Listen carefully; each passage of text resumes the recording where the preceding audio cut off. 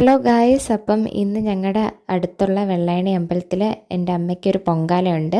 അമ്മയ്ക്കൊരു ഓപ്പറേഷൻ കഴിഞ്ഞിരുന്നു. അപ്പോൾ അമ്മ ആ ടൈമിൽ നടന്നതാണ് ഈ പൊങ്കാല.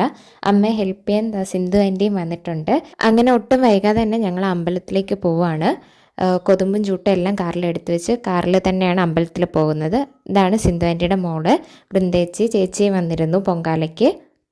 അമ്മയ്ക്ക് വയ്യാത്തതുകൊണ്ട് തന്നെയും ഏറെക്കുറെ സിന്ധു ആൻറ്റി തന്നെയാണ് പൊങ്കാല ഇട്ടതും എല്ലാം. അമ്മ സ്ലോലി റിക്കവറായി വരുന്നതേ ഉള്ളൂ. എപ്പോൾ പൊങ്കാല ഉണ്ടെങ്കിലും ഞങ്ങൾ സിന്ധു ആൻറ്റിയാണ് ഹെൽപ്പിനായിട്ട് വിളിക്കുന്നത്. പൊങ്കാലയെന്ന് മാത്രമല്ല, എന്തൊരു കാര്യത്തിനും ഹെൽപ്പ് വെച്ച് സിന്ധു ആൻറ്റി ഓടി വരാറുണ്ട്.